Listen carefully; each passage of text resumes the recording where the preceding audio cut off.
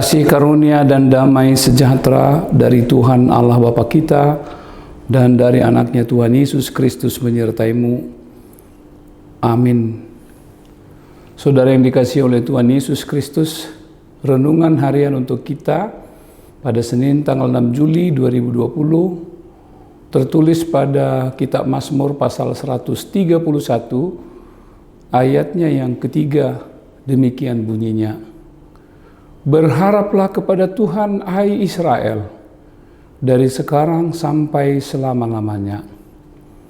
Salam sejahtera di dalam nama Tuhan Yesus Kristus, Bapak, Ibu, remaja, poso, dan lansia. Dalam pengalaman hidup kita, kekecewaan pasti pernah kita alami dan rasakan. Sakit, tentu sekali. Menjadi pukulan, ya. Bahkan peristiwa itu kemudian boleh jadi akan mengubah sifat, tabiat orang yang mengalaminya. Misalnya pembawaan yang sebelumnya relatif tenang, kalem, namun setelah kejadian itu lalu berubah menjadi urakan atau kasar.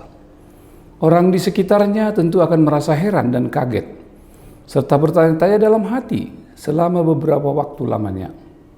Namun setelah bertanya ke kiri dan ke kanan, mendapat info yang lebih lengkap, kemudian akhirnya bisa memahami proses perubahan sifat itu.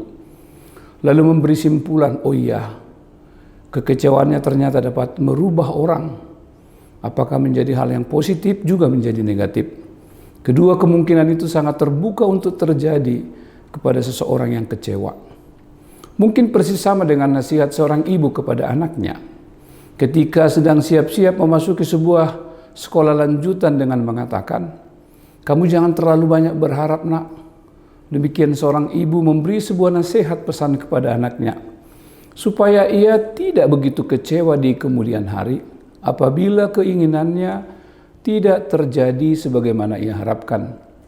Sang ibu mengerti, memahami dan mengenali sifat atau tabiat sang anak, sehingga jauh-jauh hari sudah mempersiapkan mental anaknya supaya ia siap menerima kenyataan yang tak sesuai dengan harapannya dan tidak terlalu kecewa secara berlebihan. Ia tidak ingin anaknya akan mengalami pukulan hebat yang bisa berdampak dan mengubah sifat dan merusak mentalitasnya. Suara getirnya perasaan pemazmur sepertinya juga adalah bagian pengalaman hidup kita sehari-hari. Pemazmur juga mengalami sebuah saat yang hampir membawa dia kepada kekecewaan dan menyerah dengan keadaan. Untungnya dia hanya berserah dan menyerah kepada pertolongan tangan Tuhan. Masih ada ruang-ruang di relung hatinya yang berpijar, memberi semangat dan pengharapan kepada Tuhan sebagai satu-satunya sumber pertolongan yang hidup. Apa jadinya apabila kita di saat yang paling krisis dalam hidup kita, serta tak ada sedikit pun pijar pengharapan tersisa, bahkan di relung hati kita? Maka mengapa kita dapat memahami, bahkan boleh membayangkan mengapa orang kemudian melakukan tindakan-tindakan nekat, langkah-langkah yang irasional, yang malah menjadi senjata makan tuan. Persoalan bukan hanya semakin membesar, malahan melilit dan menjadi pusaran besar yang tak bisa lagi diatasi. Firman Tuhan mengingatkan kita hari ini, berharaplah kepada Tuhan dari sekarang sampai selama-lamanya. Sepertinya kita dikuatkan untuk memantapkan hati kita dengan perkataan pemazmur di pasal 37 ayat yang kelima itu. Serahkanlah hidupmu kepada Tuhan dan percayalah kepadanya dan Ia akan bertindak. Dengan fijar yang menghidupi dan menyemangati hidup kita, maka hidup kita kembali dikobarkan dengan semangat dan pengharapan yang baru.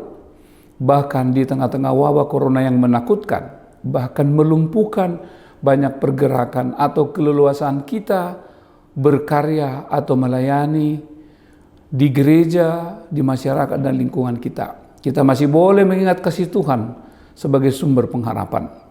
Tuhan yang pengasih dan penolong itu tak henti-henti menolong kita dari hari ini sampai selama-lamanya. Karena itu jangan takut, jangan kecewa, sebab Tuhan sumber pengharapan kita. Amin, kita berdoa.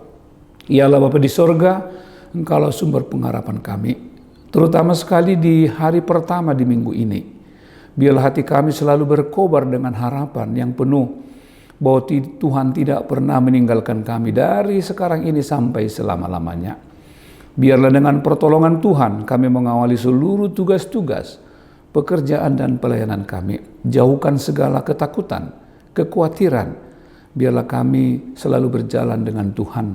Sertai seluruh anak-anak, remaja, pemuda, bahkan lansia, supaya Tuhan yang senantiasa menolong dan menjaga mereka dalam seluruh kehidupan mereka, supaya mereka tetap bersyukur dan berharap kepada pertolongan-Mu. Terima kasih Tuhan, bagimulah segala kemuliaan dan puji-pujian, dan kami boleh menyerahkan diri hanya kepadamu.